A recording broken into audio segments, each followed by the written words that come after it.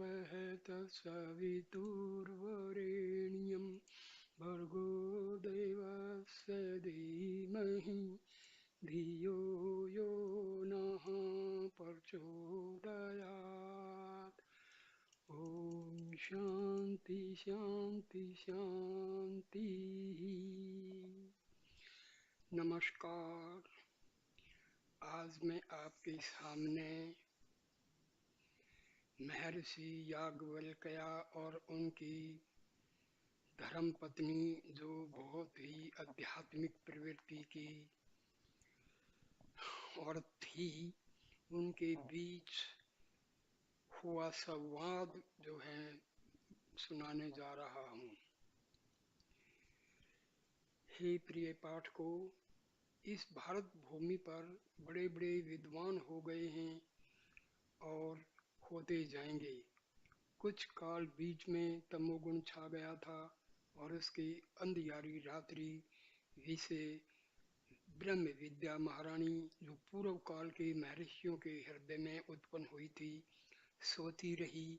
अब इस अंग्रेजी धर्म युक्त राज्य में सुषुप्ति अवस्था से उठकर चारों ओर देख रही है और उनके चेहरे का प्रकाश सूर्य की तरह फैल रहा है, जिस करके इदानी काल के विद्वान अपने में ही अपने सच्चिदानंद रूप को देख रहे हैं और अपने ही चेतन स्वरूप को पाकर उनके रज तम से उत्पन्न हुए राग द्वेष ऐसे त्रिभाव को प्राप्त भये हैं, जैसे रवि के उदय होते ही नक्षत्रगण तिमिरता को प्राप्त हो जाता है।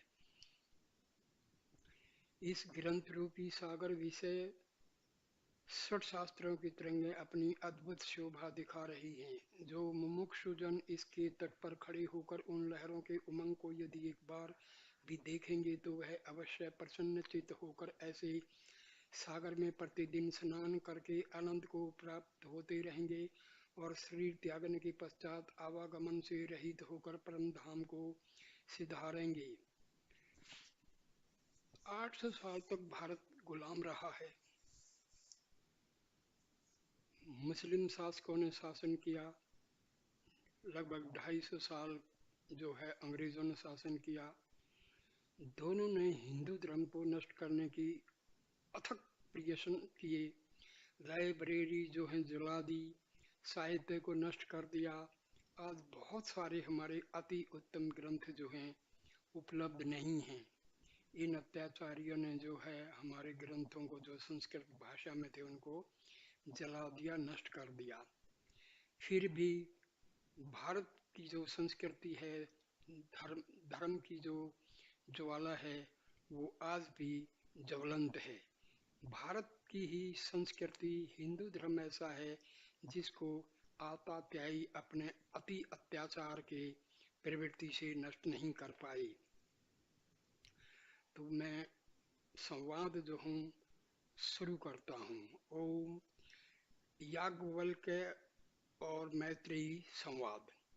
एक सघन वन है। देखो, ये जो उपनिषदों की भाषा है ना, ये थोड़ी सी अलंकारिक है। मतलब जो असली चीज है उसको थोड़ा सा एक उदाहरण रूप में पेश किया जाता है, उसको थोड़ा सा इंटरेस्टिंग बनाने के लिए, आसान बनाने के लिए। एक सघन वन है जिसमें हरे भरे वृक्ष जमे हैं।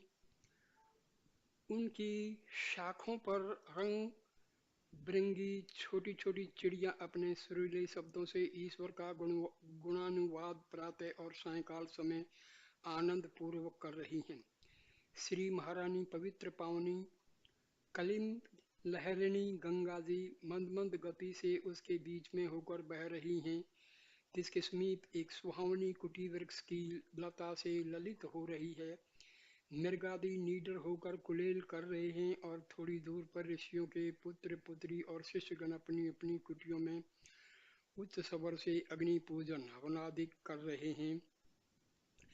यह स्थान सद्गुण करके सुशोभित दिखाई दे रहा है। एक कुटी के अंदर एक स्त्री और एक पुरुष विराजमान है।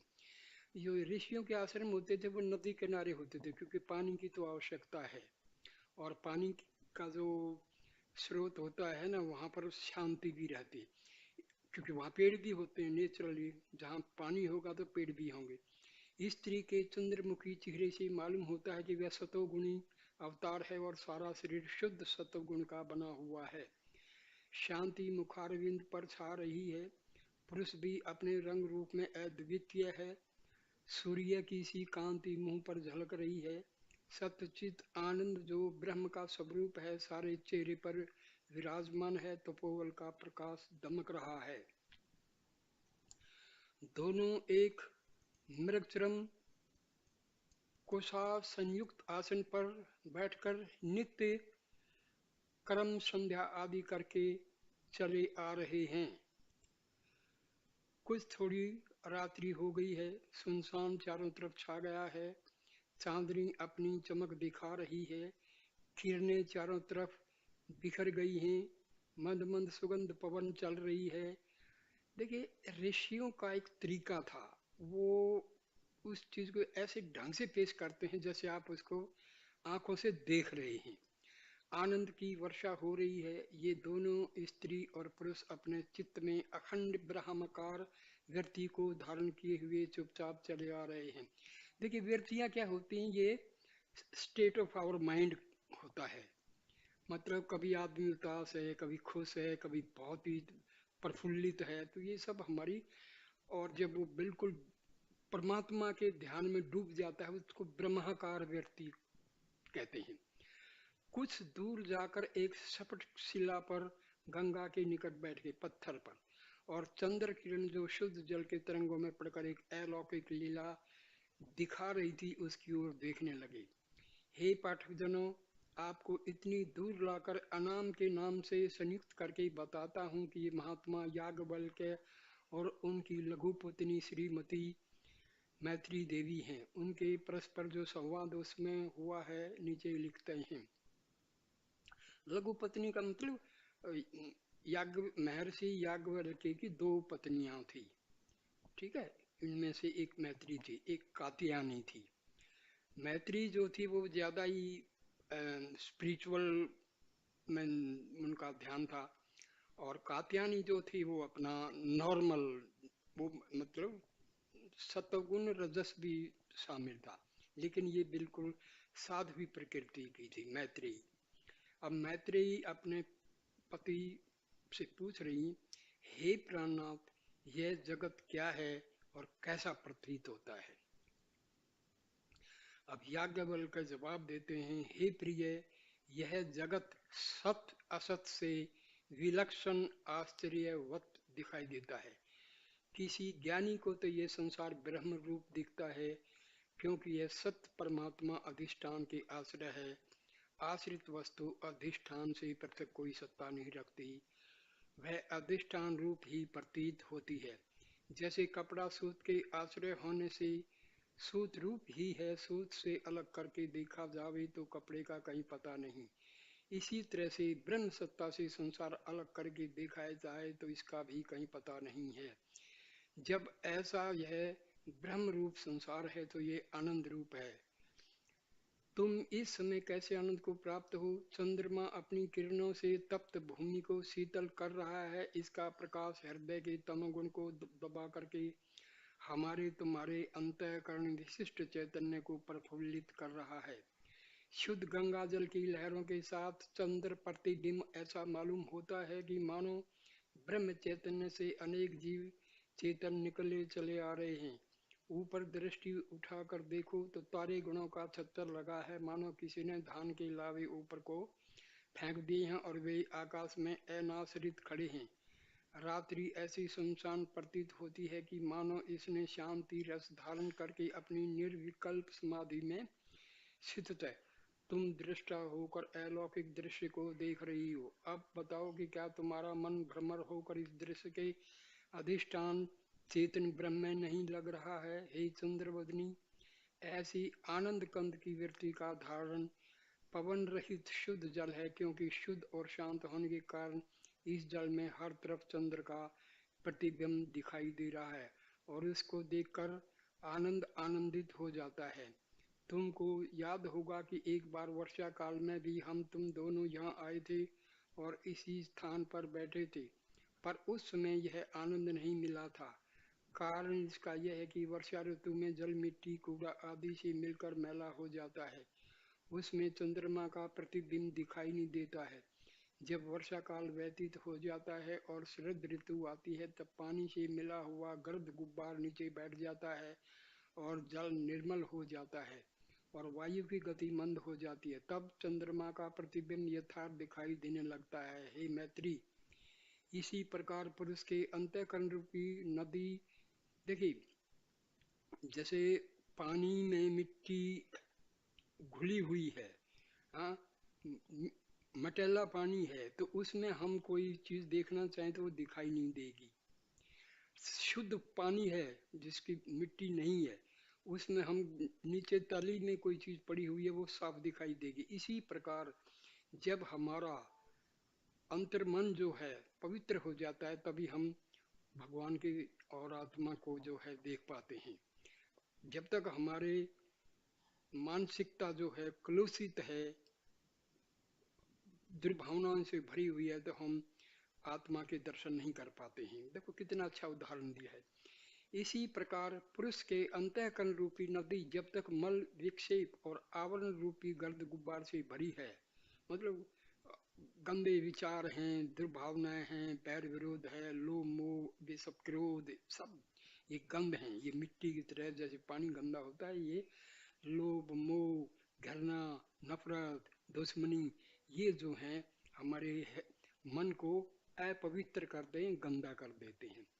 तब तक उसमें अपने अधिष्ठान चेतन रूपी चंद्रमा का प्रतिबिंब नहीं दिखा देता। कहने का मतलब यह, जब हमारा मन गंदा है तो आत्मा को हम नहीं देख पाते हैं। मगर जब अंतःकरण शुद्ध और विषय वासना वृत्ति की निवृत्ति हो जाती है तब वह अपने स्वरूप को यथार्थ देखने लगता है।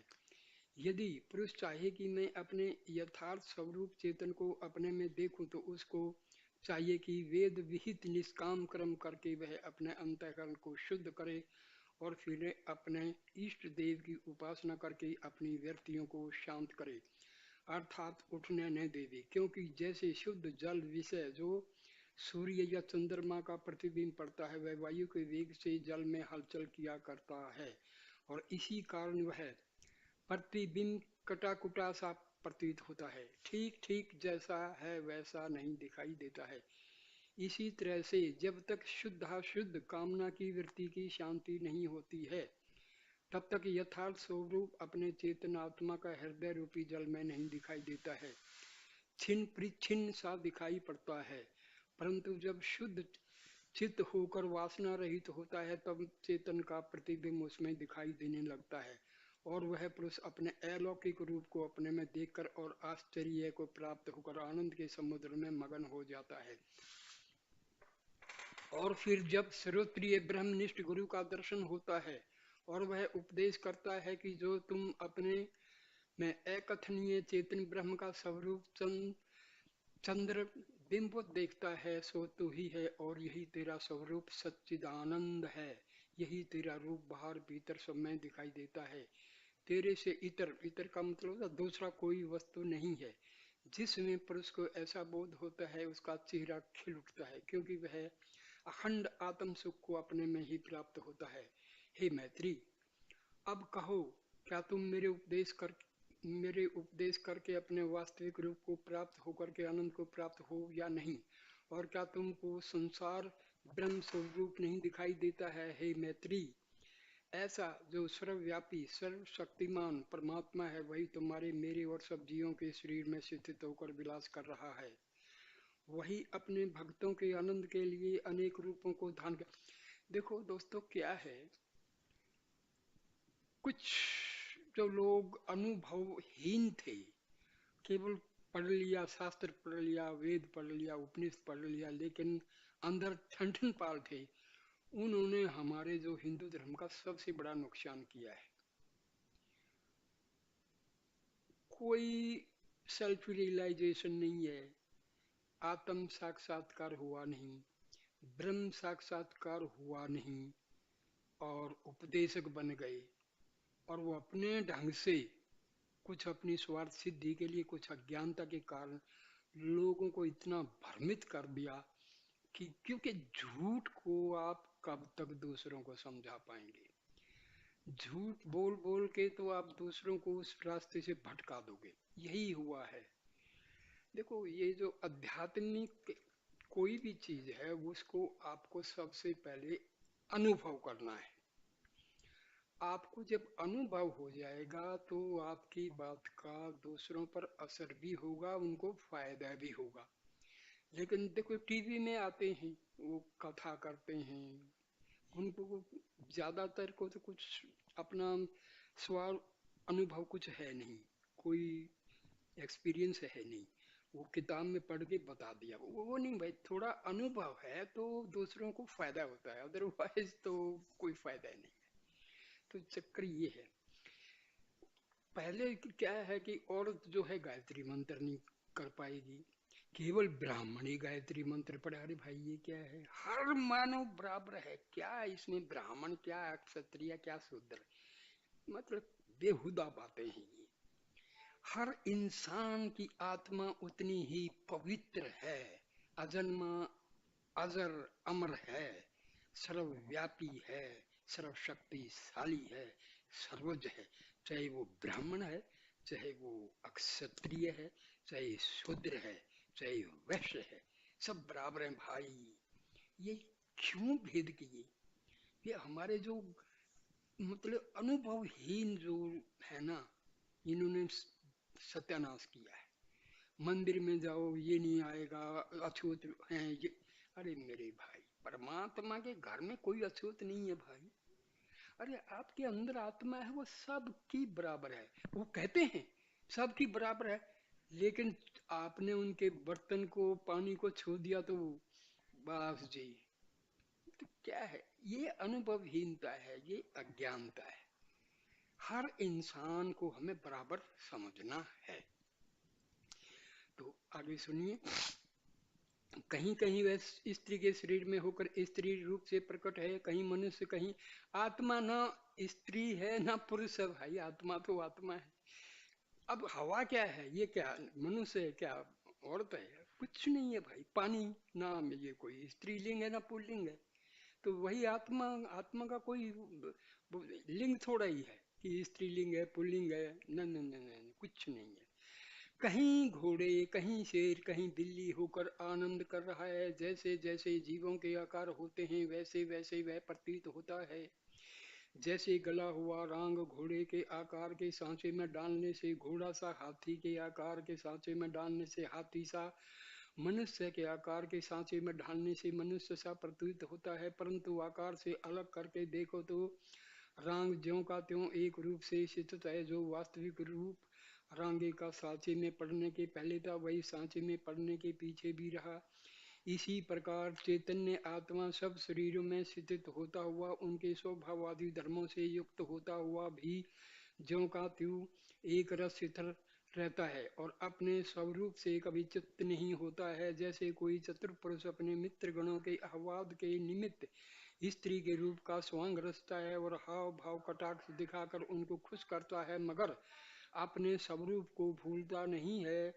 उसको ज्ञान बना रहता है कि मैं पुरुष हूँ, स्त्री नहीं हूँ, और न ही स्त्री का कोई धर्म मेरे विषय में है, और इस कारण उसको कोई खेद भी नहीं होता। मित्रगण जो उसके समीप में रहते हैं और उसके यथार्थ रूप को जानते हैं, वह उसके स्त्री रूप को देकर मोह को नहीं प्राप्त होते हैं, किंतु आनंद को प्राप्त होते हैं और उसके स्त्री बनने की कारीगरी स्वांग की प्रशंसा करते हैं। मगर जो अज्ञानी पुरुष उसके यथार्थ स्वरूप को नहीं जानते हैं और उससे दूर हैं, वे कामना के वश होकर मन के अनेक संकल्प विकल्प करके दुख उठाते हैं। इसी प्रकार हे प्रिय मैत्री,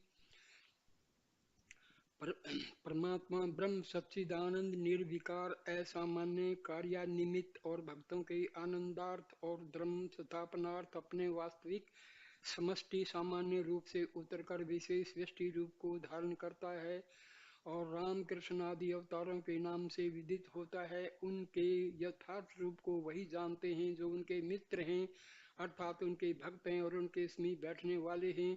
यानी उनके सगुण रूप को अपने चित्त में स्थित करके अहरनी दिव्य दृष्टि से देखते रहते हैं। और जो अहंकारी मान मद से भरे हुए हैं, जैसे रावण, दुर्योधन आदि, वे उनकी समर्थ और शक्ति को न जानकर उनकी निंदा करते हैं। पर हे मैत्री, वह परमात्मा उनकी निंदा को सुनते हुए और उनके तुच्छ कौतुकों पर हंसते हुए उनके चित्त में वसने के कारण, क्योंकि वे उनको सदा वैर भाव से चिंतन करते रहते हैं, उनको अंत समय में सुगति को प्राप्त करके मोक्ष कर देता है। हे मैत्री, जब दुष्ट पुरुषों का परमात्मा कल्याण करता है, तब जो उसके भक्त हैं और उसमें रमण क्रिया करते हैं और उसके गुणानुवाद को श्रवण करते हैं, तो वे यदि जीते ही जी ब्रह्म रूप हो जाएं, ब्रह्मविद भवती और शरीर पात होने पर आवागमन से रहित होकर ब्रह्म में इस तरह से लीन हो जावें जैसे पानी में पानी, अग्नि में अग्नि, तो इसमें असंभव क्या है।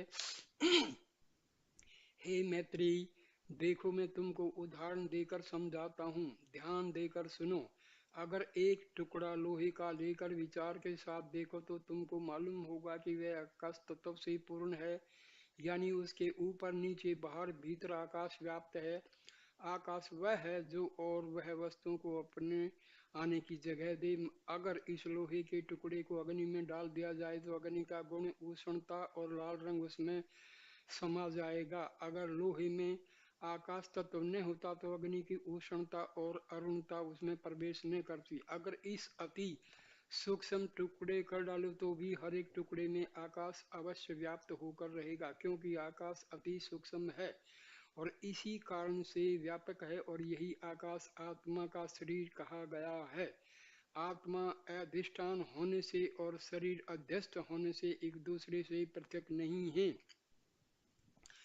जो कुछ चैतन्य आत्मा अधिष्ठान में अध्यस्त है वह दृश्य है, और दृश्य पंच तत्वों से बना है, और पांचों तत्व कार्य धारण करके स्थित हैं और कार्य कारण से अलग रह नहीं सकता है। यह नियम है। इसलिए जब कार्य का लय होगा तो अपने कारण में ही लय होगा। पृथ्वी का कारण जल है, पृथ्वी जब लय होगी तो अपने कारण जल में लय होकर जल रूप ही हो जाएगी। इसी प्रकार जल अग्नि में होकर अग्नि रूप हो जाएगा, अग्नि वायु में लय होकर वायु रूप हो जाएगा, और वायु आकाश में लय होकर आकाश रूप हो जाएगा, और आकाश चैतन्य में लय होकर चैतन्य रूप हो जाएगा। क्योंकि पृथ्वी का कारण जल और जल का कारण अग्नि और अग्नि का कारण वायु और वायु का कारण आकाश और आकाश का कारण चैतन्य आत्मा ब्रह्म है। और क्योंकि अध्यस्त अधिष्ठान से पृथक नहीं रहता है, इसलिए हम तुम यावत शरीरधारी अध्यस्त हैं सब ब्रह्म रूप ही है। जिस परमात्मा की सत्ता करके यह शरीर स्थित है और जो शरीर के अंदर व्यापक है, उसी का ध्यान और अनुभव करना चाहिए। यह शरीर पंच तत्वों से कार्य कारण करके बना है। यह काल पाकर प्रारंभ कर्म भोगने के लिए उत्पन्न होता है, और जो प्रारब्ध कर्म की समाप्ति हो जाती है तब यह शरीर नष्ट हो जाता है। प्रारब्ध जो कर्म होते हैं वो कर्म हैं जो हमने पिछले जन्मों में किए थे, अब उनका फल हमको मिल रहा है। प्रारब्ध नेगेटिव है तो हमें दुख मिल रहा है, पॉजिटिव है तो हमें अच्छा मिल रहा है। संचित कर्मों का वो भाग जो इस जन्म में हम भोग रहे हैं वो प्रारब्ध है, और आगामी कर्म वो होते हैं जो अब हम डेली कर रहे हैं तो वो कर्म बनते चले जाते हैं। ठीक है। और संचित जो पिछले जन्मों के कर्म इकट्ठे हो गए वो संचित कर्म है, और उन संचित कर्मों का ही एक भाग प्रारब्ध है, जिसको हम किस्मत कहते हैं, फेट कहते हैं, डेस्टिनी कहते हैं। तो ये है, ये सब सच है, इसमें कोई दो राय नहीं, ये झूठी चीजें नहीं। हे मैत्री, अगर तुम भली प्रकार विचार करके देखोगी तो चैतन्य आत्मा जो जीव भाव से इस शरीर में स्थित है वह तीनों शरीर, स्थूल सूक्ष्म कारण। स्थूल जो हमारा शरीर है, फिजिकल बॉडी जिसको बोलते हैं, जिसमें हड्डियां हैं, मांस है, चमड़ी सब मिला के। सूक्ष्म शरीर में जो है हमारा मन आता है, बुद्धि आती है, ईगो आता है, 5 मुख्य प्राण आते हैं, 5 उप प्राण आते हैं, 5 कर्मेंद्रिय, 5 ऑर्गन्स ऑफ परसेप्शन, ज्ञानेन्द्रिय जिसको हम बोलते हैं। तो ये इन चीजों से जो बना है ये बना है सूक्ष्म शरीर। कारण शरीर जो है उस वो है हमारा, एक्चुअली ईगो मैंने वहां गलत बोल दिया। ईगो और हमारा जो आत्मा है, आत्मा कारण शरीर में है। सूक्ष्म मन को इंग्लिश में एस्ट्रल बॉडी बोलते हैं, सटल बॉडी बोलते हैं। जब इंसान की मृत्यु होती है तो आत्मा के साथ में सूक्ष्म शरीर भी निकल जाता है, जिसके अंदर माइंड होता है, जिसके अंदर संस्कार भरे होते हैं। अगला जब जन्म लेता है इंसान तो वो उसका जो चित्त है, मतलब जैसे कंप्यूटर की है ना मेमोरी, तो वो मेमोरी है चित्त, वो साथ में जाता है। तो इनको मैं किसी दूसरे वीडियो में कभी अच्छी तरह से एक्सप्लेन करूंगा, बहुत बहुत ही इंटरेस्टिंग चीजें हैं। सो शरीरों स्थूल शरीर, सूक्ष्म शरीर कारण शरीर से पृथक है। जब कोई पुरुष ऐसा अनुभव करता है कि जब मैं युवा था तब मैं मोटा था, गोरा चिट्टा था, अब बूढ़ा होने से बिल्कुल, देखो ये बुढ़ापा आ गया, जवानी आ गई, बचपन था वगैरह वगैरह, ये चीज ये हमारे किसमें इफेक्टिव हैं? फिजिकल बॉडी में। ठीक है, एस्ट्रल बॉडी और कॉजल बॉडी, जिसको कारण शरीर हम बोलते हैं, उस पर कोई फर्क नहीं पड़ता है। और सांवला हो गया हूँ, अब जिस शक्ति करके वह पुरुष अपने मोटे दबले गोरे चिट्टे सावले शरीर का अनुभव करता है, वह अनुभव करने वाली शक्ति अनुभव की हुई वस्तु और शरीर से पृथक है। इस न्याय प्रमाण से कि घटा दृष्टा घटा भिन्न, घट का देने वाला घट से अलग रहता है, इसलिए यह सबूत करता है कि चैतन्य आत्मा जो शरीर के अंदर है वह स्थूल शरीर से पृथक है। क्यों? शरीर का दृष्टा है हे मैत्री। पांच कर्मेंद्रिय, पांच ज्ञानेंद्रिय, पांच प्राण, मन, बुद्धि, चित्त, अहंकार, इनके समुदाय को हम क्या कहते हैं? सूक्ष्म शरीर कहते हैं। एक सूक्ष्म शरीर से भी चैतन्य आत्मा पृथक है। जब कोई पुरुष कहता है कि मैं आंखों करके पहले अच्छी तरह से देखता था, अब नहीं देख सका, मेरी आंखें शक्तिहीन हो गई, अब मेरे प्राण चलते चलते थक जाते हैं, मेरी यावत इंद्रियां हैं सब कमजोर हो गई हैं, अब जिस शक्ति करके अपने लिंग शरीर के कमजोर और अच्छा होने का अनुभव करता है, वह शक्ति अनुभव की वस्तु यानी लिंग शरीर से लिखे हुए न्याय प्रमाण करके, लिंग शरीर एस्ट्रल बॉडी, सूक्ष्म शरीर पृथक है। मूला ज्ञान या मूल प्रकृति या माया कारण शरीर है, क्योंकि इसके कारण शरीर और देखो माया, माया एक बहुत ही इंटरेस्टिंग शब्द है। माया भगवान की एक शक्ति है जिससे ये संसार पैदा हुआ है। माया जो है ये भगवान की एक शक्ति है जिसके कारण सृष्टि की रचना की है परमात्मा ने। सो क्योंकि इसके कार्य सूक्ष्म शरीर और स्थूल शरीर हैं, यह अति सूक्ष्म रूप से चैतन्य आत्मा में लय रहती हैं और परमात्मा के इच्छा मात्र से शब्द स्पर्श रूप रस गंध आकाश वायु अग्नि जल पृथ्वी होकर सृष्टि को रचते हैं। जब कोई पुरुष सोकर उठता है और उसका मित्र पूछता है कि कहो भाई रात्रि कैसी कटी, तो जवाब देता है कि ऐसे आनंद से सोया कि खबर तक न रही। यह सब साबित करता है कि पुरुष सुषुप्ति अवस्था में एक तो आनंद को अनुभव किया और दूसरे बेखबरी को। देखो सुसुप्ति में आनंद का अनुभव क्यों होता है कि उस टाइम हमारा जो मन है वो निष्क्रिय बन जाता है। सपने आते हैं वो एक अलग बात है, और उठ करके जो ये कहा कि मैं ऐसा आनंद से सोया कि खबर नहीं रही, यह स्मृति ज्ञान है और स्मृति ज्ञान अनुभव की हुई यह देखी हुई वस्तु की होती है। जिस शक्ति करके प्रश्न ने सुसुप्ति में ऐसा अनुभव किया कि ऐसा सोया कि खबर न रही, वह शक्ति अनुभव की हुई वस्तु आनंद और अज्ञानता यानी कारण शरीर से पृथक है। ऐसी यह शक्ति मैं या अहम है। यह तीनों शरीर में चैतन्य आत्मा एक रस सदा ज्यों का त्यों बना रहता है। मैं बालक था, मैं जवान था, मैं बूढ़ा हूँ, मैं जागता था, मैं स्वप्न देखता था, मैं स्थित हूँ, मैं चला जाऊंगा। जो मैं की बालक में था वही मैं, जवानी में था वही, उसका कोई फर्क नहीं पड़ेगा, चाहे जवानी हो, बुढ़ापा हो या जैसा, आत्मा सब वही रहती है। वही मैं अब स्थित हूँ, वही मैं चला जाऊंगा। हे मैत्री, यह तुम्हारा रूप है, तुम इस शरीर से पृथक स्थित हो। इस शरीर के नाश होने से तुम्हारा नाश नहीं है, न कभी तुम पैदा हुई हो।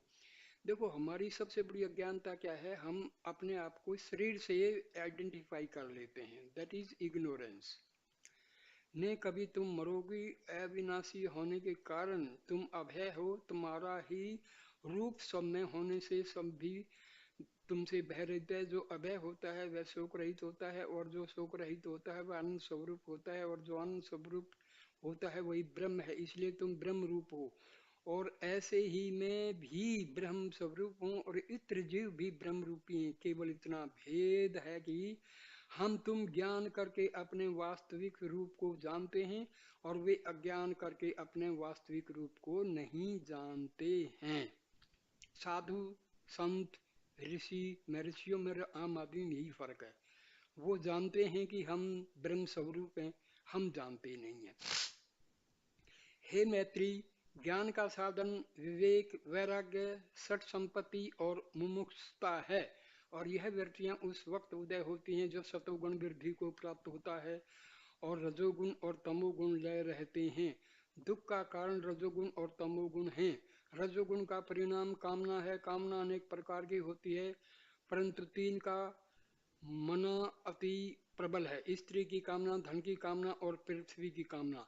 जब किसी पुरुष को स्त्री कामना उठती है तो वह अनेक प्रकार के उपद्रव करने लगता है। प्रतिष्ठा, धन, धर्म सब खो बैठता है, और काम के बाण से घायल होकर अति दुखी होता है, क्योंकि उसके मन की वृत्ति में ऐसा हलचल पड़ जाता है जैसे पवन के झकोर से नदी का जल उथल पुथल जाता है। वह पुरुष जीते जी घोर नरक के दुखों को प्राप्त हो जाता है। जो पुरुष धन की कामना से ग्रसित है वह उसके संचित करने में अहरनिश लालसा फिरा करता है। न उसको खाने पीने के फिकर, न बावला सा फिरा करता है। न उसको खाने पीने की फिकर, न सोने बैठने का ख्याल है। असंख्य वृत्तियां उसके अंतःकरण को हलचल करके रखती हैं। और अगर देव योग से धन नष्ट हो गया तो जीते जी मृत्यु के कष्ट को प्राप्त हो जाता है। जिस पुरुष को पृथ्वी कामना होती है वह संग्राम में जाकर कुटुंब सहित अपने को नाश करा डालता है, जैसे दुर्योधन आदि ने किया। जब तमोगुण प्रबल होता है तब क्रोध से पुरुष भर जाता है। नेत्र उसके देखने में असमर्थ हो जाते हैं, चारों ओर अंधेरा छा जाता है, प्राण घातम कर बैठता है। कौन उसके दुख की सीमा को वर्णन कर सकता है? हे मैत्री, यह रजोगुण और तमोगुण की प्रबलता है।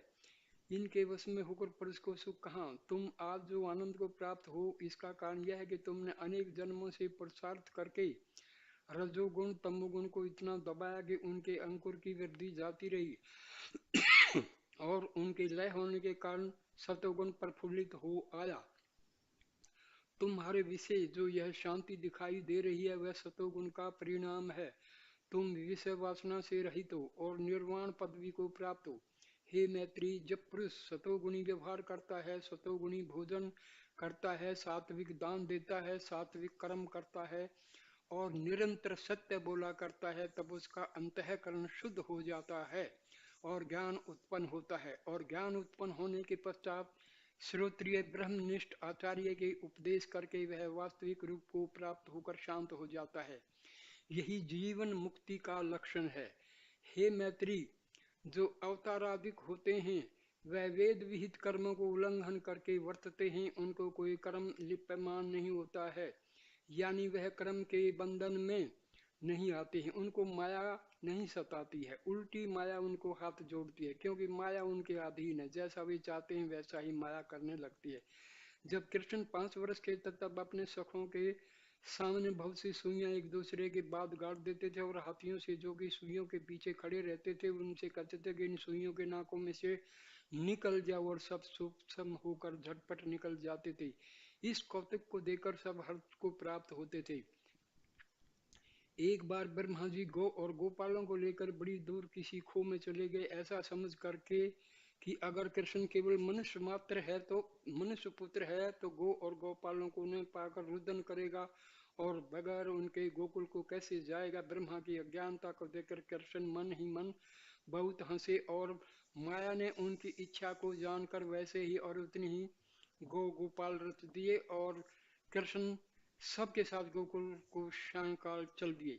यह कौतुक देखकर ब्रह्मा आश्चर्य को प्राप्त हुआ और मन ही मन प्रणाम करके ब्रह्मलोक को चला गया। हे मैत्री, जितने अवतार होते हैं वे ब्रह्म रूप ही होते हैं, और माया ब्रह्म के आश्रित न होने से उनके इच्छा अनुसार सब कार्य करती है। जैसे राजा के नौकर राजा के इच्छा अनुसार ही सब कार्य करते हैं। हे मैत्री, जब माया यह देखती है कि परमात्मा कई अवतार लेना चाहता है तो पेशतर उसके उतरने के ऐसा सुंदर अद्वितीय शरीर बना रखती है कि आते ही उसमें अलौकिक अनिर्वचनीय सामर्थ्यता दिखाई देने लगती है और इस देश भर में चारों तरफ हर्ष की सामग्री दृष्टि आने लगती है। हे मैत्री, जीवन मुक्त पुरुष वही है जो योग बल करके ऐसा शक्तिमान हो जाए जैसा कि ईश्वर है। मैत्री, हे प्रभु, आपने संसार को ब्रह्म रूप बताया, तो ब्रह्म तो निराकार है और संसार साकार है, निराकार साकार कैसे हो सकता है? बहुत ही कठिन सवाल है। आदि शंकराचार्य ने कहा है कि जो संसार है ये मिथ्या है और ब्रह्म ही सत्य है। ब्रह्म सत्य, जगत मिथ्या, ये कहा है। क्योंकि इस जगत की उत्पत्ति ब्रह्म से होती है। तो याज्ञवल्क्य इसका जवाब देते हैं, हे प्रिय मैत्री, जैसे ब्रह्म अनादि है वैसे माया भी अनादि, क्योंकि माया ब्रह्म की शक्ति है। किसी ऋषि मुनि देव दैत्य को आज तक पता नहीं लगा कि माया कब से है। जब महाप्रलय होता है, यानी यह दृश्यमान संसार नहीं रहता है, तब वे तत्व जिन करके यह संसार दिखाई दे रहा है परमाणु रूप से ब्रह्म विशेष स्थित रहते हैं और जीव भी लय रहते हैं। फिर जब जीव, भाई मैं एक एग्जांपल देता हूं। अब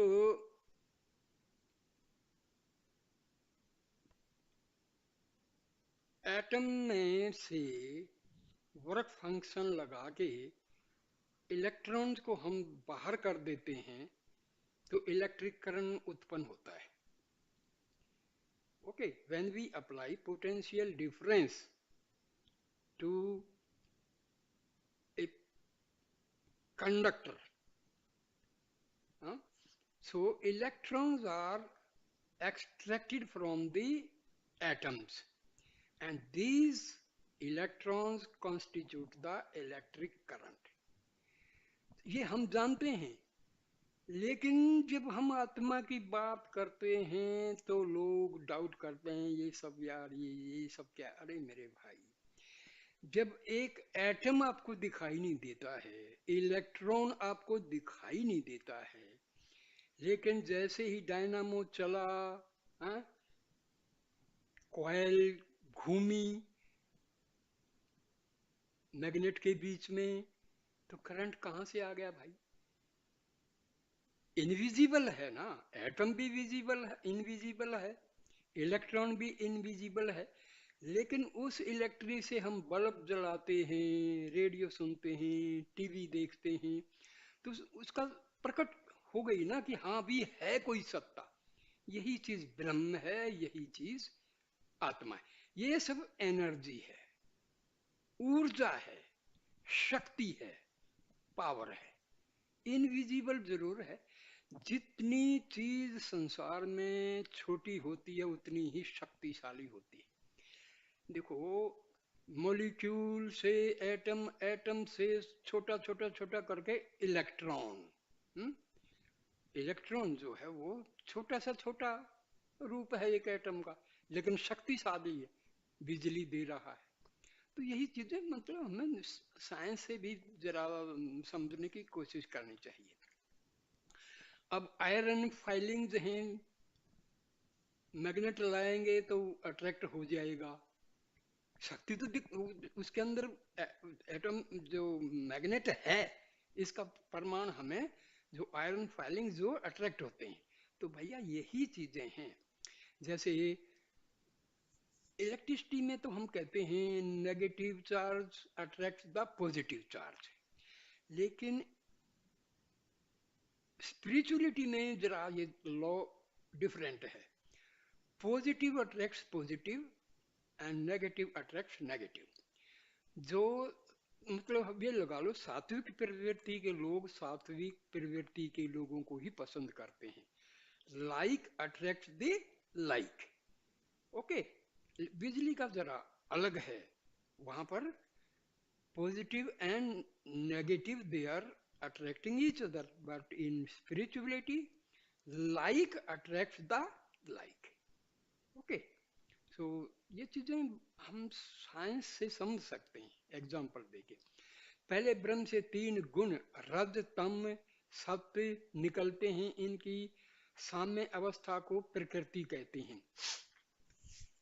प्रकृति से महतत्व, महतत्व से अहंकार, अहंकार से पंच तन्मात्रा, शब्द, रूप, रस, गंध वगैरह, और पंच तन्मात्रा से पंच महाभूत, आकाश, वायु, अग्नि, जल, पृथ्वी। फिर अहंकार से पांच कर्मेंद्रिय, हाथ, पांव, लिंग, गुदा, वाणी, पांच ज्ञानेंद्रिय, आंख, कान, नाक, तत्व, जीवा, मन, बुद्धि, चित्त, अहंकार, और पांच प्राण, पांच प्राण अपान समान व्यान उदान। और इन सब के समुदाय से देखो, ये प्राण का अलग अलग काम है। कोई प्राण जो है हमारा एक्सक्रीशन में काम दे रहा है, कोई डाइजेशन में काम दे रहा है, कोई एसिमिलेशन में काम दे रहा है, कोई जब मौत होती है तो ये उदान ऊपर की तरफ प्राण को ले, ये अलग अलग काम है। और पूरे शरीर का जो है एक सामंजस्य रखना है, ये समान प्राण का कार्य है। किसी कार्य के करने में असमर्थ है, परंतु जो परमात्मा सच्चिदानंद इन विशेष सामान्य रूप से उतरकर विशेष रूप को धारण करता है, तब वे उसकी शक्ति से शक्तिमान होकर कार्य के करने में समर्थ हो जाते हैं। हे मैत्री, जब तत्व तमोगुण प्रधान होते हैं, यानी सत्य रज बहुत कम और तम बहुत ज्यादा, तब पहाड़, पत्थर, वृक्ष आदि की सृष्टि रहती है। जब रज और तम अधिक होते हैं और सत्य न्यून होता है, तब कीड़े मकोड़े, घोड़े, हाथी, बैल, गधा, पशु आदि जीव होते हैं। और जब सत्य बढ़ने लगता है तब मनुष्य की सृष्टि होती है। और जब सत्य प्रधान होता है और रजोगुण तमोगुण न्यून होते हैं, तब देवताओं की सृष्टि होती है।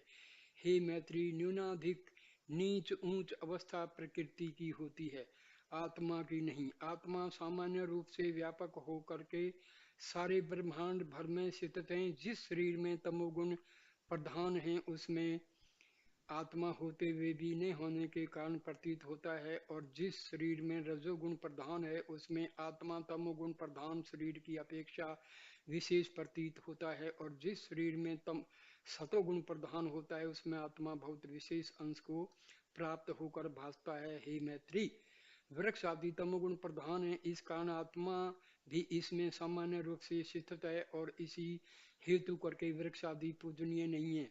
बैल, गाय, घोड़ा, हाथी, पशु, पक्षी आदि के शरीर रजोगुण प्रधान है, इनमें आत्मा कुछ कुछ विशेष अंश करके प्रतीत होता है, क्योंकि तमोगुण की अपेक्षा रजोगुण अधिक शुद्ध है। मनुष्यों में शूद्र के शरीर विषय रज तम दोनों प्रधान है, इस कारण शूद्र वृक्ष आदि से श्रेष्ठ है। वैश्य का शरीर रजोगुण प्रधान है, इस कारण उसमें आत्मा विशेष अंश करके शूद्र की अपेक्षा प्रतीत होता है। इसी हेतु से वैश्य शूद्र की अपेक्षा श्रेष्ठ है। अक्षत्रिय के शरीर में आत्मा और भी विशेष, हमारे ऋषियों ने जो अक्षत्रिय वैश्य ब्राह्मण जो पाया, वो इंसान के कर्म के अनुसार किया था। ये नहीं कि ब्राह्मण के घर हो गया तो ब्राह्मण हो गया, अक्षत्रिय के घर हो गया तो, नहीं नहीं, ये नहीं था। जो जैसा जिसकी योग्यता थी उसके अनुसार ये कहा गया था। इसको लोगों ने गलत समझ लिया। आज मनु को जो है लोग गालियां देते हैं, लोग मनुवादी, ये पता नहीं क्या क्या बोलते हैं, वो समझते तो है नहीं। आदमी जो प्रोफेशन करता, अब एक टीचर है तो उसको टीचर ना कह के क्या कहोगे भाई, हवलदार कहोगे। तो ये तो वही बात है ना, अज्ञानता ने सब समाज के अंदर इतना वैमनस्य पैदा कर दिया है, अज्ञानता भरी हुई है।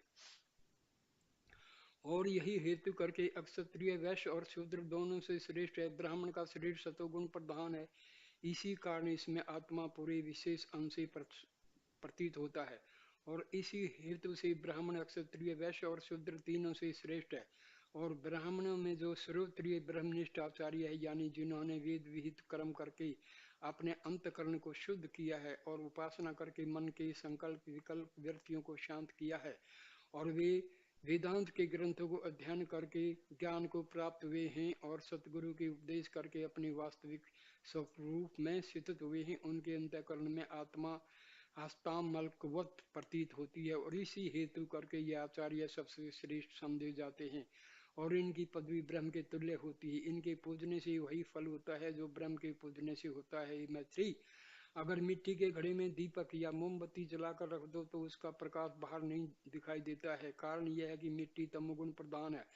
परंतु मिट्टी को क्रम से जब लैंप या फानुस बनाया जाता है और उसके अंदर जब जला हुआ दीपक या मोमबत्ती रख दिया जाता है तो उसका प्रकाश बाहर अपने असली प्रकाश से भी ज्यादा दिखाई देता है। कारण यह है कि मिट्टी तमोगुण से सतोगुण को प्राप्त होकर लैंप की सूरत को ग्रहण किया है। हे मैत्री, जिन जिन शरीरों में अंतकरण जितना जितना शुद्ध है उतना ही वह श्रेष्ठ माननीय पूजनीय होता है। हे मैत्री, तुम्हारा अंतकरण ऐसे ही शुद्ध है जैसे शरद ऋतु में नदी का जल शुद्ध होता है, और इसी कारण तुम्हें विषय चंद्र झलक रहा है। और इसी हेतु देखो, महर्षि याज्ञवल्क्य वेदों के रचयिता के ऋषियों में शामिल हैं, ध्यान रखना। महाराजा जनक जो थे उनके भी ये मतलब दरबार में हमेशा शास्त्रार्थ में हिस्सा लेते थे।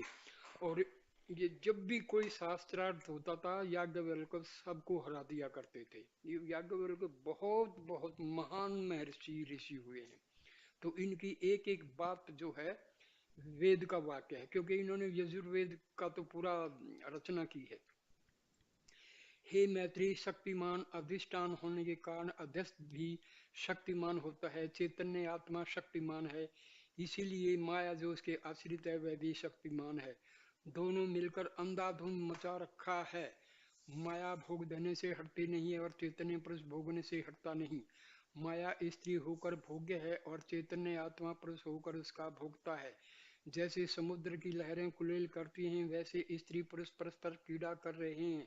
दृष्टा दृश्य का तमाशा हो रहा है। बाहर निकल कर देखो तो हजारों कोस तक अन्न ही फल, घास ही घास दिखाई दे रहा है, और मालूम होता है कि पृथ्वी उनके भार से नीचे को धसी जा रही है। पर थोड़े दिनों में जीव रूप ब्रह्म सबको भक्षण कर डालता है और उनका पता नहीं लगता, और फिर थोड़े ही दिनों में माया ज्यों का त्यों चारों ओर हरा भर कर देती है। जिधर देखो उधर माया की धूमधाम है। हे मैत्री, माया परमात्मा से यूं कहती है कि हे प्रभु, यद्यपि मैं आपकी अनुचरी और आपके आश्रय हूँ, आपसे कोई अपनी प्रत्यक्ष सत्ता नहीं रखती हूँ, तो भी आपकी शक्ति लेकर अपने रंग रूप में और कार्य के उत्पन्न करने में अद्वितीय और अनिर्वचनीय हूँ। और जो कुछ करती हूँ आपके भोगार्थ और हर्षार्थ करती हूँ। भला आप शयन सैया से उठकर आंख खोलकर ऊपर को देखिए, कैसे नक्षत्र गणों का छत्र लगा है, मानो आकाश में मुक्ताफल मोती अपने लड़ियों से बिखर गए हैं। दक्षिण ओर समुद्र की तरफ देखिए तो जल का आदि अंत नहीं है। लहरें उसमें ऐसी छलांग मार रही हैं वे मानो सूर्य चंद्र का अधिक देवताओं के चरण छूने की अभिलाषा कर रही हैं। उत्तराखंड की तरफ जो देखिए तो पहाड़ों के ऊपर ऊपर को उठे चले जा रहे हैं, मानो ग्रहादिकों के हृदय की रोकने का पुरुषार्थ कर रहे हैं, क्योंकि उनकी भोग सामग्री अहंकार युक्त पर्वतों को क्लेश दे रही है। पूर्व की ओर देखिए तो प्रातःकाल सूर्य ऐसे प्रिय और हर्ष का देने वाला वर्षा ऋतु में खास करके निकलता है कि मानो कुंद इंदु समदेह धारण किए हुए शिव उमा सहित कनक रथ पर सवार हुए कैलाश से बैकुंठ को गगन मार्ग होकर चलने को तैयार हैं, और ज्ञान नेत्रों करके भूमंडल के तम को हटा रहे हैं। और पश्चिमी दिशा को देखे तो गोद होली समय ऐसी सुहावनी प्रतीत होता है कि मानो ऋषि पत्नी कनक मुखी पतिव्रता बल के प्रकाश से पृथ्वी को प्रकाश कर रही है, और रात्रि के आवरण करके गिरने से अपनी कुटियों को ऐसे लौटी जाती हैं मानो दामिनी घन विषे दमक का त्रिभाव हो जाता है। या सूर्य भगवान के शुभागमन में पश्चिम के देवता लोग हर्ष में आनकर उनके आतिथ्य सत्कार निमित्त करोड़ों दीप मालिका को प्रकाश कर दिया है। और जब सूर्य देव अर्घ आदि लेकर आगे को गमन करते हैं तो अंधतम ऐसा छा जाता है कि मानो सब देवता समाधि विषय लय भाव को प्राप्त हो गए, और नीचे की तरफ देखिए तो पृथ्वी भूत गण आदिकों से ऐसी सुशोभित हो रही है कि मानो सुशीला स्त्री अनेक प्रकार के भूषणों से भाषित होती हुई और लड़कों वालों से तृप्त होती हुई हरे रंग के मखमली पट धारण किए हुए अपने प्राणपति के ध्यान में मगन हो रही है। माया कहती है, हे स्वामीन, यह मेरी सृष्टि आपके प्रसाद से मुझ करके रची हुई अकथनीय है, और देवता दानव मनुष्य आदि कोई इसके जानने को आज तक सामर्थ्यवान नहीं हुए हैं। मैं पलक भर में नीचे को ऊंच और ऊंच को नीच, पहाड़ को छार और छार को पहाड़ बना सकती हूँ, और यह सामर्थ्य मुझको आपके बल की है। हे मैत्री, परमात्मा बड़ा कृपालु है। जब वह अपने भक्तों को देखता है कि वे अपने को भूल गए हैं और सा अहंकार हो गए हैं, तब उनके दुख की निवृत्ति के लिए अवतार लेकर उपदेश करता है। सुनो, मैं तुमको एक आख्यायिका सुनाता हूँ। एक समय देवासुर संग्राम हुआ। उस युद्ध में देवताओं की जीत और असुरों की हार हुई। तीन प्रसिद्ध देवता अग्नि, वायु, इंद्र कैलाश पर बैठकर गप मारने लगे और आपस में कहते हैं कि आज मेरे भुज का हाल असुरों को भली प्रकार मालूम हुआ होगा। वह संग्राम के मैदान से ऐसे भागे जैसे वायु दल वायु के वेग से इधर उधर भाग जाते हैं। मेरे शस्त्र उनके शरीर पर ऐसे जोर शोर से पड़ते थे कि मानो लोहार निहाई पर हथौड़े से लोहे को पीट रहा है। अब क्या उनकी शक्ति है कि फिर वे हम लोगों का सामना कर सकें। इस उनके अहंकार को तोड़ने के लिए परमात्मा एक यक्ष का रूप धारण करके उनके सामने थोड़ी दूर पर दिखाई पड़ा, जिसको देखकर उनकी आंखें चकाचौंध हो गई है और आपस में विचार करने लगे कि यह करोड़ों सूर्य के कांति करके सुशोभित पुरुष कौन है। ऐसा कहकर सबों ने अग्नि देवता से कहा कि तुम जाकर जांच करोगे वह कौन है। उसने कहा, तथास्तु, बहुत अच्छा। यह कहकर वह यक्ष के समीप गया और बिना दंड प्रणाम किए हुए काष्ठवत खड़ा हो गया। और यक्ष ने पूछा कि तुम कौन हो। वह गर्व से गर्वित होकर बोला, क्या तुम नहीं जानते हो कि मैं अग्नि देवता हूँ। मेरा नाम वेद में जात वेद है। यक्ष ने पूछा कि तेरे विषय सामर्थ्य क्या है। उसने जवाब दिया कि एक पलक में मैं कुल ब्रह्मांड को भस्म कर सकता हूँ और मेरे बिना कोई देव, धनुष, यक्ष, राक्षस, मुनि, पशु, पक्षी, जीव जंतु, कीड़े मकोड़े, भूत प्रेत, वनस्पति आदि जिंदा नहीं रह सकते हैं। कुल सृष्टि का पालन पोषण करने वाला मैं ही हूँ। तब यक्ष ने हंसकर एक तृण उसके सामने रख दिया और उसकी कुल शक्ति को अपने में खींच करके कहा कि हे अग्निदेव, तुम इस तृण को जला दो। अग्नि देवता अपने को शक्तिहीन पाकर उस तृण के जलाने में असमर्थ होता भया और उसको शर्मिंदा होना पड़ा। तब यक्ष ने कहा कि हे अग्नि देवता, क्या तुम्हारे में गप ही गप था। ब्रह्मांड को कौन कहे, तुम तो एक तृण भी जला नहीं सके। वह चुपचाप लौट गया और वायु और इंद्र देवता सब हाल बयान किया। तब इंद्र देवता ने वायु से कहा कि हे भाई, तुम जाकर दरियाप्त करो कि यह सामने कौन है। वह तथास्तु कहकर चल पड़ा और यक्ष के सामने सा अहंकार खड़ा हो गया। यक्ष ने उससे पूछा कि तुम कौन हो। उसने जवाब दिया कि मैं वायु देवता हूँ, मुझे वेद में मातृश्वा कहते हैं। तब यक्ष ने पूछा कि तेरे विषय क्या हैं, समर्थ हैं। उसने जवाब दिया कि मैं कुल ब्रह्मांड को अक्षण मात्र में उड़ा दे सकता हूँ। मेरे बगैर कोई नहीं रह सकता है। सबका मूलाधार मैं ही हूँ। उस यक्ष ने उसकी शक्ति अपने में खींचकर कहा कि इस तृण को जो तुम्हारे सामने रखा उड़ा दो। वायु देवता अपने को शक्तिहीन पाकर उस तृण के उड़ाने में असमर्थ होता भया। तब यक्ष ने कहा कि भाई, सब तुम्हारी गप कहाँ गई। ब्रह्मांड का उड़ाना दूर के ना रहा, तुम एक तृण भी नहीं उड़ा सके। वह लज्जित होकर वापिस चला गया और सब हाल अग्नि और इंद्र देवता से कहा। इंद्र देवता की बुद्धि यह हाल सुनकर दंग हो गई और वायु और अग्नि देवता से कहने लगे। वह यक्ष की ओर चला, परंतु मार्ग में चिंतन वन करने लगा कि ऐसे कौन देवता है सिवाय ब्रह्म के जो अग्नि और वायु देवता के समर्थ को असमर्थ कर दे। हो न हो यह ब्रह्म है। मन ही मन में प्रणाम करता हुआ चला जाता है। जब यक्ष ने देखा कि इंद्र अहंकार रहित आता है, वह उसी जगह तिरुभाव हो गया और उसी जगह पर उमा देवी सब आभूषणों से आभूषित दिखलाई पड़ी। यक्ष को न देखकर इंद्र अपने मन में खड़ा होकर ग्लानि करने लगा और कहता था कि हाँ, मुझसे तो अग्नि और वायु देवता ही श्रेष्ठ हुए। उन्होंने ब्रह्म का दर्शन पाया, मैं दर्शन से अलभ्य रहा। ऐसे मनन कर रहा था कि इतने में उमा समीप स्थित हो गई। इंद्रराज ने परिक्रमा कर साष्टांग दंडवत करके प्रार्थना किया, हे जगन माता, यह यक्ष कौन था और क्यों दिखलाई पड़ा और क्यों इंद्रिय अगोचर हुआ। उमा ने कहा कि हे प्रिय पुत्र, यह यक्ष ब्रह्म था। जब तुम तीनों को अहंकार से भरा पाया, मन में विचार किया अहंकारी पुरुष नरक को प्राप्त होते हैं, तब तुमको घोर नरक से बचाने के लिए ब्रह्म यक्ष का रूप धारण करके तुम्हारे समीप प्रकट हुआ था। जो उपदेश तुम लोगों के कल्याणार्थ उसने मुझसे कहा था, उसको मैं तुम्हारे प्रति कहती हूँ। सावधान होकर सुनो। हे इंद्र, ने देवताओं में कोई शक्ति है और न असुरों में। जिसको वह अपनी शक्ति दे देता है वही शक्तिमान हो जाता है और जब अपने अपनी दी हुई शक्ति देवताओं से निकालकर असुरों में प्रवेश कर देता है तब असुर जीत जाते हैं। और जब देवता हार जाते हैं और जब असुरों की शक्ति खींचकर देवता में डाल देता है तब वह देवता जीत जाते हैं और असुर हार जाते हैं। देवासुर संग्राम में तुम देवता लोग इस कारण जीत गए कि ब्रह्म ने अपनी शक्ति असुरों में से निकालकर तुम लोगों में प्रवेश करा दी थी। करुणा निधान की ऐसी रीति सदा रहती है। हे इंद्रा, तुम शब्द किसी में शक्ति नहीं है, उसकी ही शक्ति से सब शक्तिमान है। स्थूल और सूक्ष्म आदि शरीर सब मिट्टी के खिलौने की तरह जड़ हैं, वे चैतन्य शक्ति करके चैतन्य हो रहे हैं।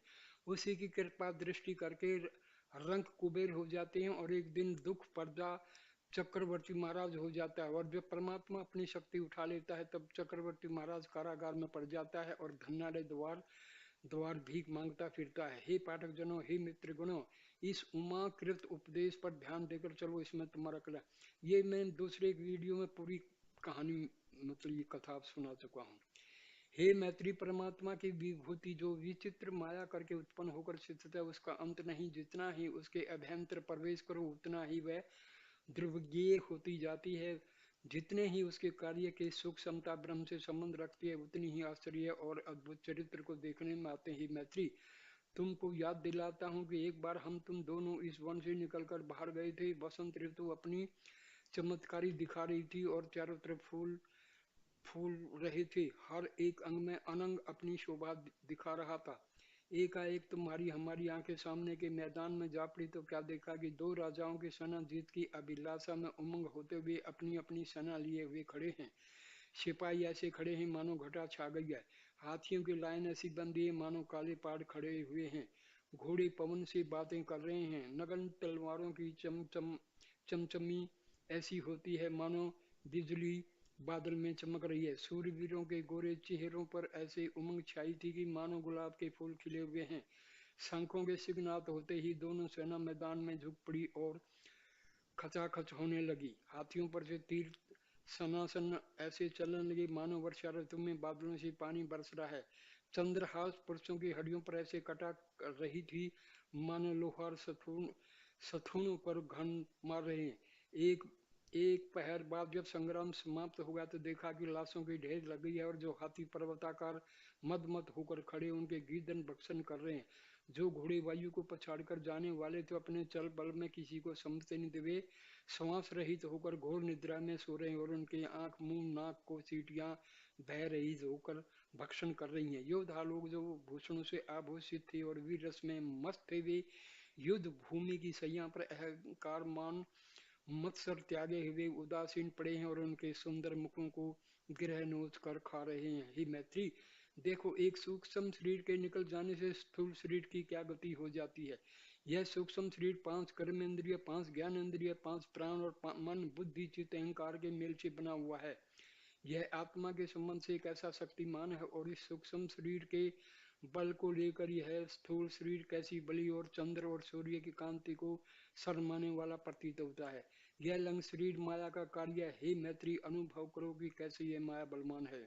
अब मैत्री पूछती हैं, हे भगवान, माया को सविस्तार कहिए जिससे इतर पुरुष मेरे और आपके संवाद को पढ़ या सुनकर उससे और उसके कार्य से अपनी वृत्ति को खींचकर चैतन्य आत्मा में लगावे और अपने सच्चिदानंद स्वरूप को प्राप्त हुए।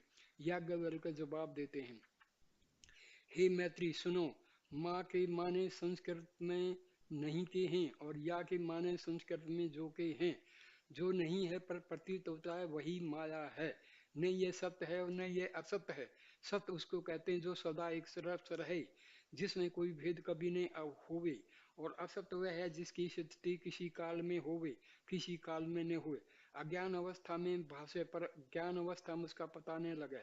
जैसे मृग तृष्णा का जल रेगिस्तान में दूर से दोपहर के समय एक आगे एक प्रतीत होने लगता है मानो जल का समुद्र भरा पड़ा है। ज्यों ज्यों भ्रांति में पुरुष प्यास करके मिराज जिसको हम बोलते उसके पीछे दौड़ता है, त्यों त्यों वह जल आगे को भागता हुआ जाता है। आखिर को वह पुरुष विकल होकर गिरकर मर जाता है। अब देखो, अगर वह जल सत्य होता तो भागता नहीं, उससे स्नान आदि कार्य सिद्ध होते हैं, पर ऐसा तो होता नहीं है। अगर असत होता तो दिखाई नहीं देता। असत की कोई सत्ता नहीं है पर वह जल दिखाई देता है।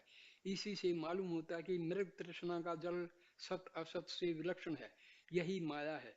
सब कोई दुख से भागने की इच्छा करते हैं, मगर जब स्त्री के बालक उत्पन्न होता है वे बेचारी उस बालक के साथ मलमूत्र में पड़ी रहती है, उस बालक से भागती नहीं है। यही माया है। हम सबको देखते चले जाते हैं कि हजारों स्त्री पुरुष मर गए, पर हम यही सोचते हैं कि हम सदा जिंदा रहेंगे और सहस्रों वर्ष के वास्ते सामान तैयार करते हैं, पर उसके यत्न में जान भी खो बैठते हैं। यही माया है।